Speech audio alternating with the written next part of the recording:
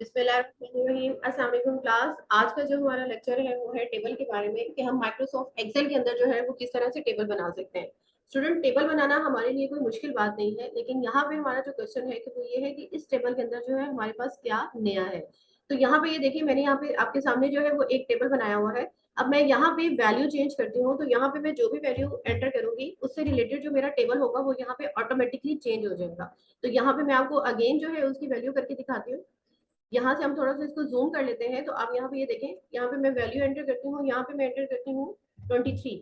जैसे ही मैं 23 एंटर करूंगी तो ऑटोमेटिकली यहाँ पे जितना भी मेरा टेबल आ रहा है यहाँ की सारी वैल्यूज चेंज हो जाएंगी। तो इसको करने का तरीका कार क्या है वो मैं आपको समझा देती हूँ। यहाँ से हम लोग ये जो वैल्यूज मैंने पहले से लिखी हुई है इसको मैं डिलीट कर लेती हूँ, और यहाँ से इन वैल्यूज को भी मैं डिलीट कर लेती हूँ। बाकी टेबल जो है वो हमारा सेम है।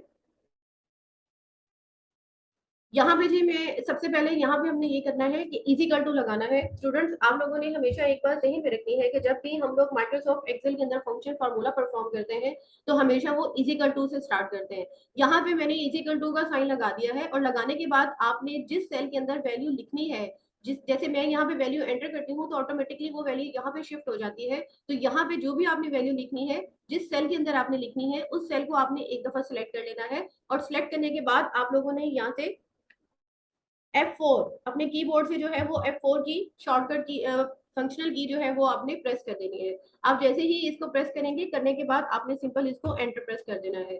तो देखिए ऑटोमेटिकली हमारी वैल्यू जो है वो यहाँ पे शिफ्ट हो गई है। उसके बाद जो है आपने सिंपली इसको ड्रैग एंड ड्रॉप का फंक्शन परफॉर्म कर देना है। यहाँ पे इसको ड्रैग एंड ड्रॉप कर ले। यहाँ से हम लोग थोड़ा सा जो है वो जूम कम करते हैं। नेक्स्ट में आप यहाँ पे हम लोगों ने क्या फंक्शन परफॉर्म करना है हम ये देखते हैं। यहाँ पे ये देखें स्टूडेंट, सबसे पहले हम लोगों ने यहाँ पे मल्टीप्लाई का फार्मूला लगाना है कि मैं अगर इस वाली वैल्यू को इस वाली वैल्यू के साथ मल्टीप्लाई करूं तो मेरा आंसर जो है वो यहाँ पे आ जाए। तो फंक्शन जो है मल्टीप्लीकेशन का लगाने से पहले हम स्टार्ट करेंगे इजिकल टू से।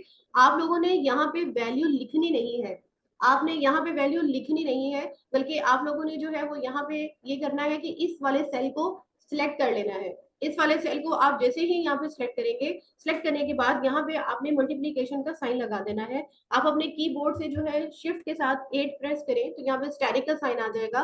इसके अलावा आप न्यूमेरिक पैड पे जो स्टैरिक का साइन बना होता है आप वो भी यहाँ पे अप्लाई कर सकते हैं।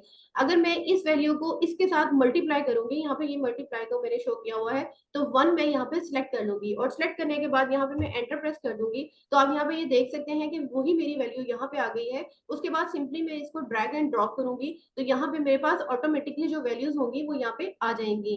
तो स्टूडेंट, हम लोगों ने यहाँ पे जो है इस वैल्यू को जो है वो यहाँ पे हमारे पास मल्टीप्लाई होके आंसर आ गया है। मैं यहाँ पे कोई भी और वैल्यू लिखती हूँ, यहाँ पे मैं 56 करती हूँ और एंटर प्रेस कर देती हूँ, तो आप यहाँ पे ये देख सकते हैं कि ऑटोमेटिकली मेरा पूरे का पूरा जो टेबल है वो चेंज हो चुका है।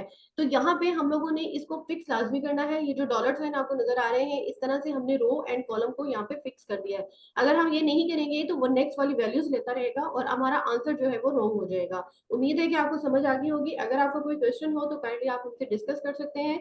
आपकी असाइनमेंट ये है कि आप लोग जो है वो कोई भी इस तरह का एक टेबल बनाए, और टेबल बनाने के बाद जो है उसकी फॉर्मेटिंग करें। तो सिंपल हम लोग किस तरह से फॉर्मेटिंग कर सकते हैं स्टूडेंट, यहाँ पे मैं इस चीज को सिलेक्ट कर लेती हूँ और रेंडमली सिलेक्शन करना चाहती हूँ, तो यहाँ से मैं कंट्रोल का बटन दबाऊंगी अपने कीबोर्ड से, और कंट्रोल दबा के मैं यहाँ पे जो भी मेरे पास रोज आ रही है वो मैं यहाँ पे इस तरह से सिलेक्ट कर लूंगी। यहाँ पे इस तरह से सेलेक्ट करने के बाद जितनी भी मैंने यहाँ पे ये देखें, मैंने और रोज जो है वो सारी सिलेक्ट करनी है। यहाँ पे आप क्लिक कर देते हैं अपने कलर्स वगैरह पे।